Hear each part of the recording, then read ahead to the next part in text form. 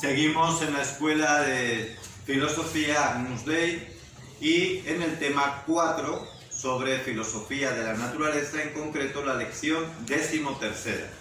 Estábamos viendo en qué consiste el mecanicismo y cómo el mecanicismo nos lleva al dualismo, que es la separación radical entre espíritu y materia.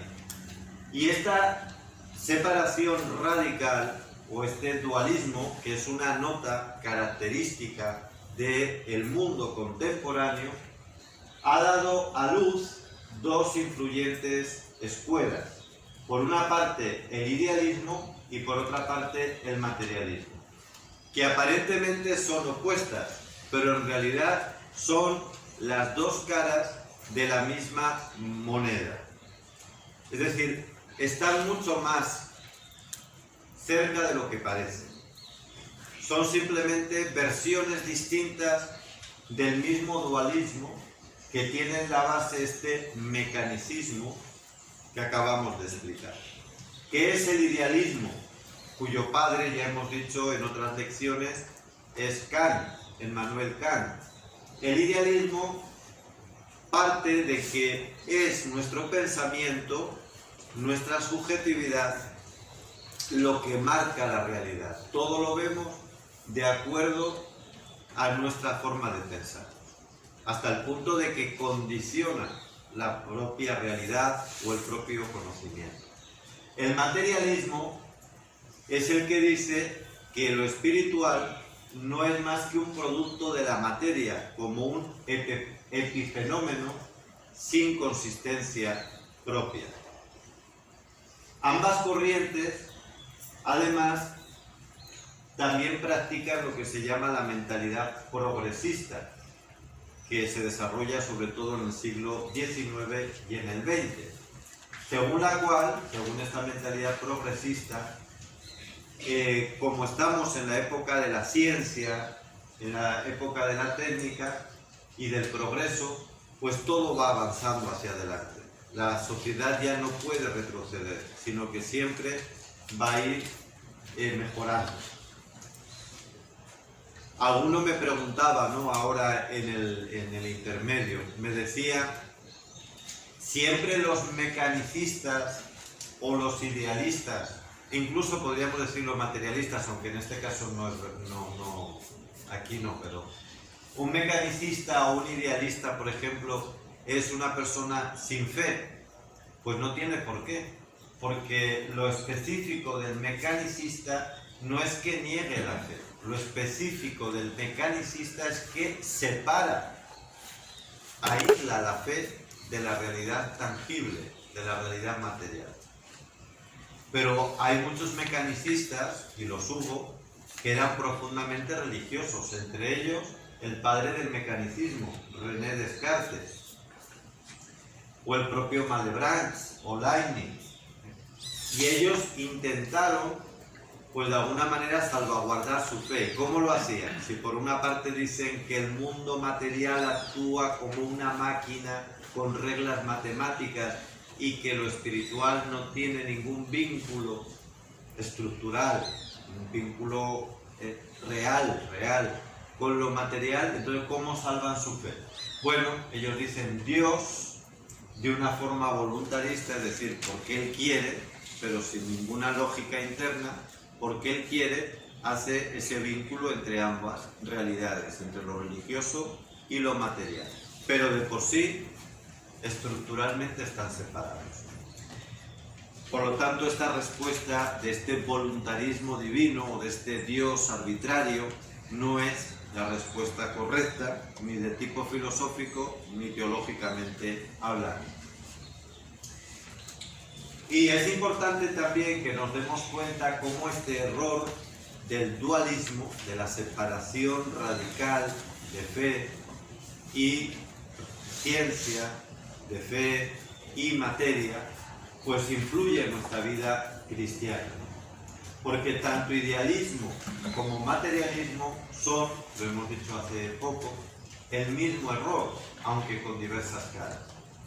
Y ese error pues también va a tener una traducción incluso dentro de la propia Iglesia Católica.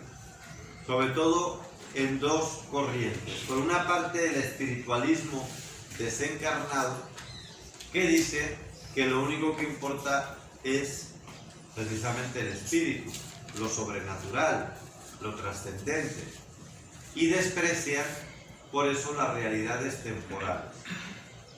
Creen que son muy religiosos o tan religiosos en la medida que olvidan o menosprecian los avances científicos, sociales, políticos.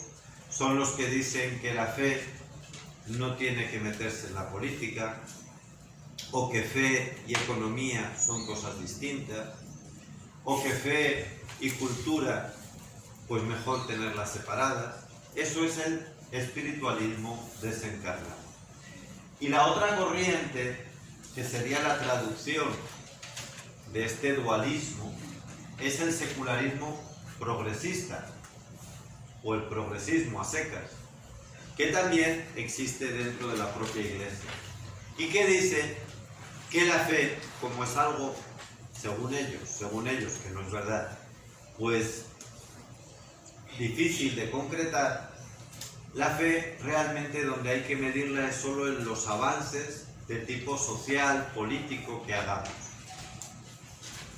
Que no hay que poner tanto empeño en cultivar el espíritu, el alma, la oración, sino que realmente lo que importa es que haya justicia, que haya solidaridad, que haya ayuda mutua, y ahí es donde uno realmente tiene que poner todo su esfuerzo. Bueno, pues bien, secularismo y espiritualismo desencarnado, estas dos corrientes, insisto, son el reflejo al interior de la Iglesia del dualismo que nace sobre todo a partir de la teoría mecanicista. Ambos están equivocados, también ambos son extremos que se tocan, son dos caras de la misma moneda de una fe dualista, no cristiana, y por lo tanto tenemos que combatirlos. La respuesta verdaderamente cristiana es la unión de la encarnación y la recapitulación.